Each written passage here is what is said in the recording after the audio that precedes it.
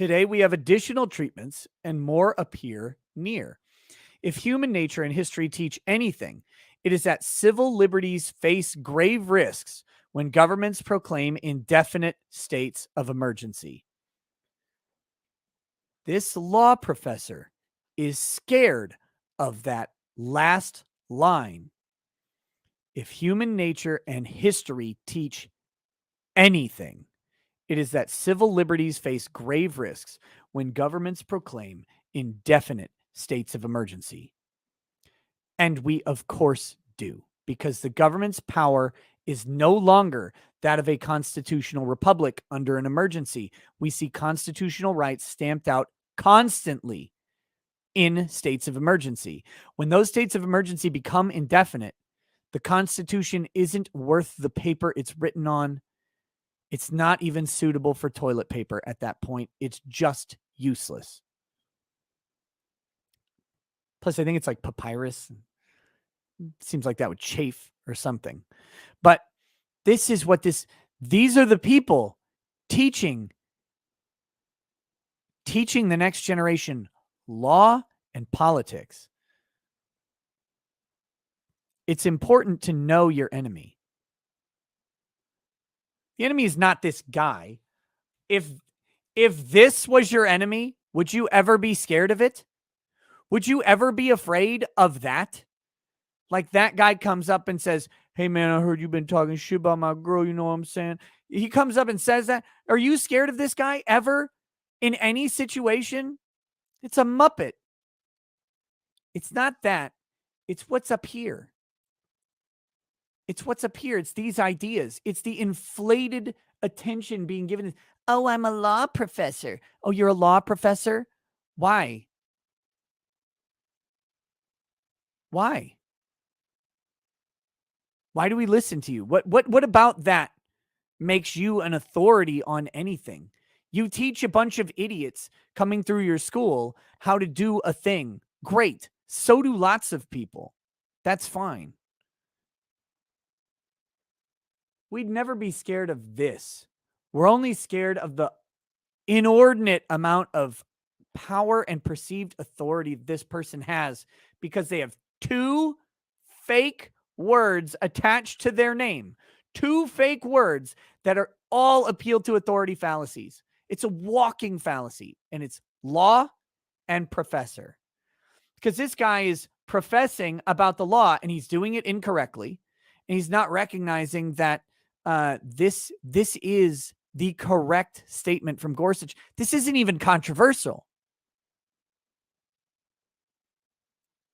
This statement is just a statement of what is. Yeah, by the way, when a government suspends constitutional protections, if they do that indefinitely, that's actually bad for the people. It's actually bad for the people if they suspend constitutional protections. So maybe that's all we need to consider.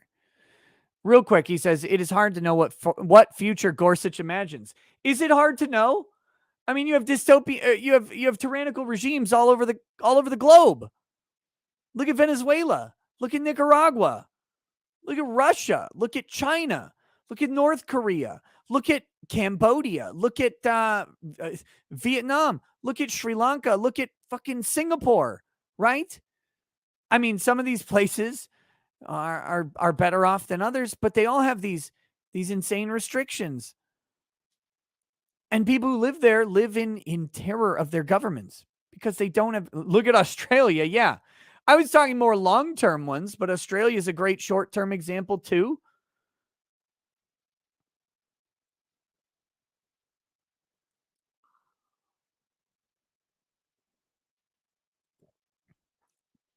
Hard to know what future he imagines. The one where you can't. Here, let me help you. What's your fucking name? Kopelman. Let me help you, Kopelman. Here's the future he imagines.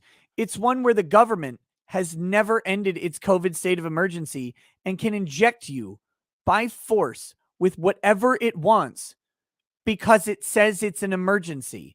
That's the future he imagines. It's not hard to imagine. It's literally here. It's literally here right now. You don't have to imagine. Just go outside. Just open your eyes like, damn. When he wrote that, COVID-19 was killing 1,000 Americans every day.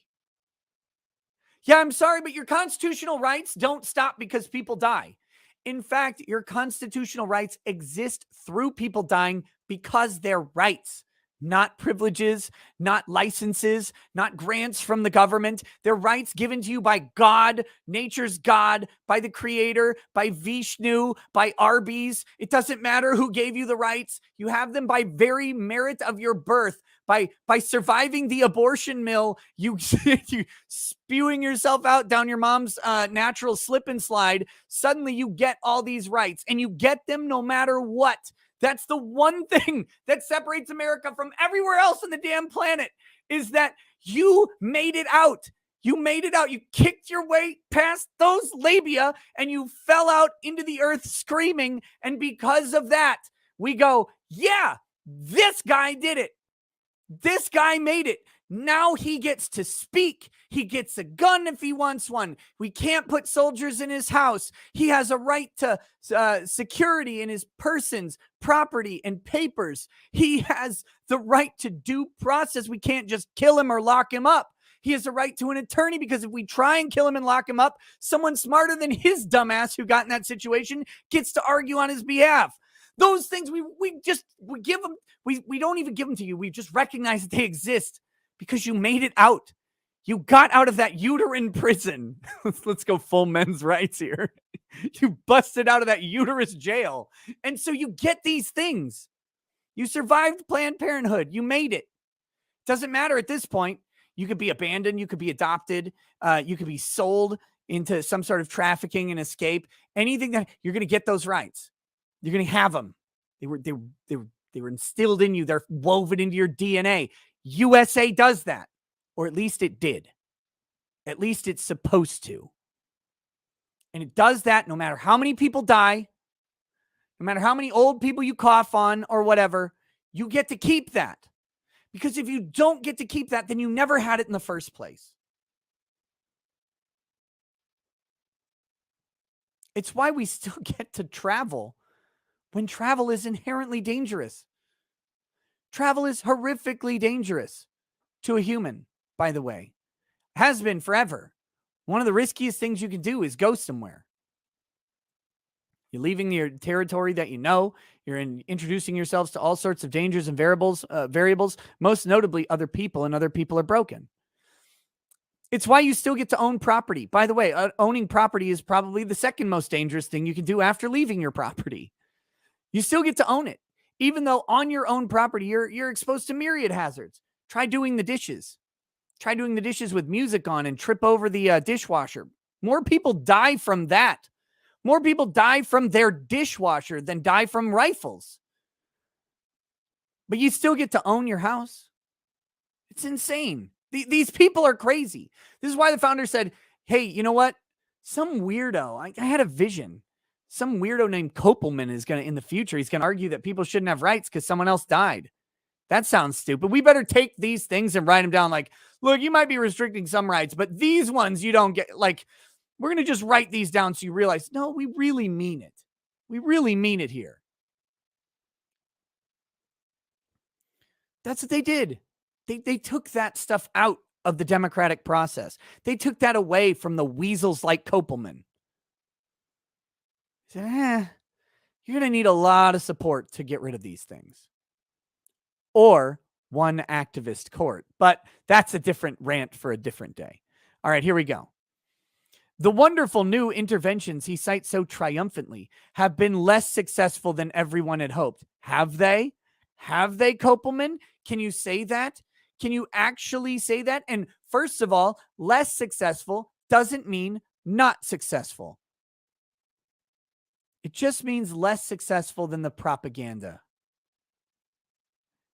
And you have to consider that it's similarly propagandized. I don't know. I'm not a doctor. And by the way, you have a president and a Fauci, whatever that fucker is. You have these two things saying that doctors who have done their independent research and have come to a different conclusion than them aren't real doctors, that they're quacks, that they can't possibly be right. How do you fight with that? You get two artificial authorities, One of them doesn't even remember his own name most of the time. The other one says, I am the science. These two people we're supposed to credibly accept what they say uncritically. And doctors who disagree with them are labeled as what? They're labeled as not real. Like they're relegated to being Australia. In large part because of the very vaccine resistance he is trying to abet. Again, I don't care if the vaccine is 100% effective and also spawns a trail of success into the person's life where they get vaccinated and they're like, haha, I'm immune to COVID and cancer. And I also grew 8 inches of muscle mass in my arms. I'm a super Chad now. And I got a job with a $300,000 starting salary. And someone says, but I don't want that though. Then they don't have to have it. That's what a right means. Rights are risk. Rights are inherent risk. Your speech has a risk. Someone might not like it. Someone might not like you. Someone might try to hit you because of what you say. Someone might try and ruin your career based off of what you say. Someone might kill you for what you've said. It's your right.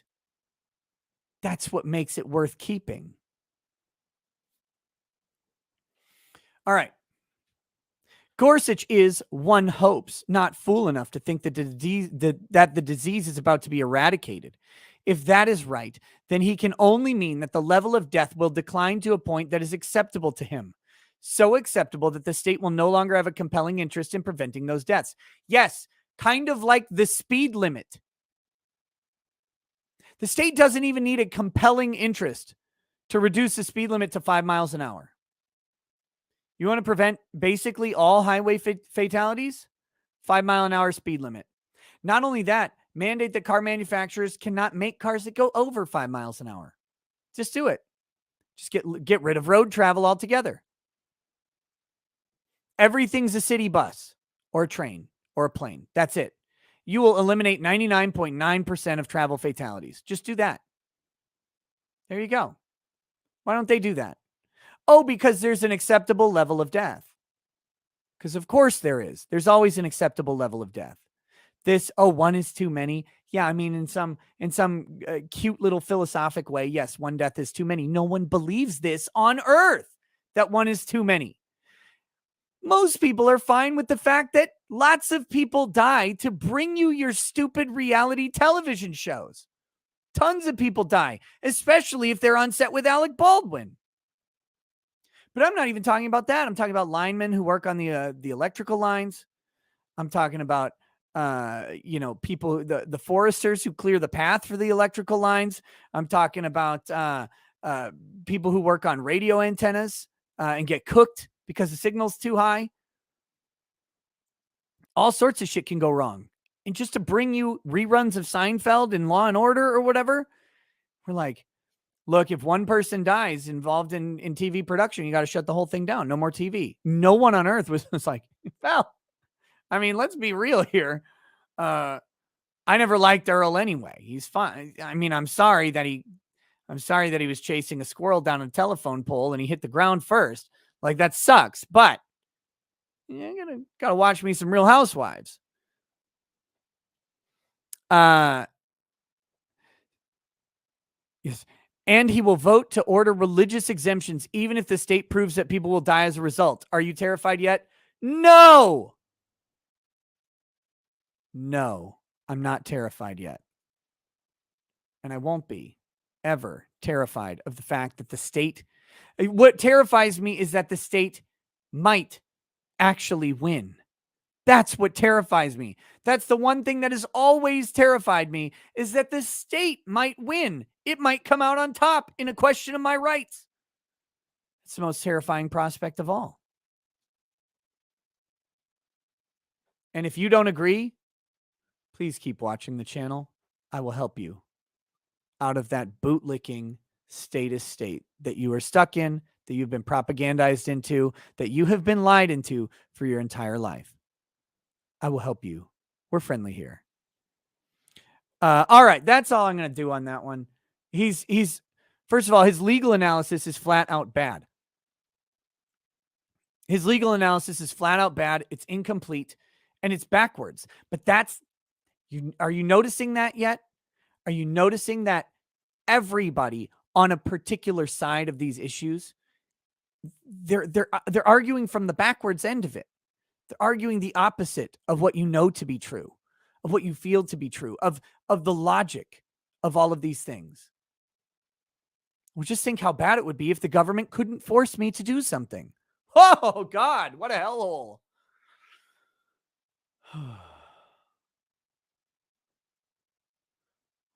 Someone might not get vaccinated. Well, that sucks. Oh, well. You're going to see that. You are seeing it everywhere right now. That is what's going on. It is the tactic du jour, tactic du temps.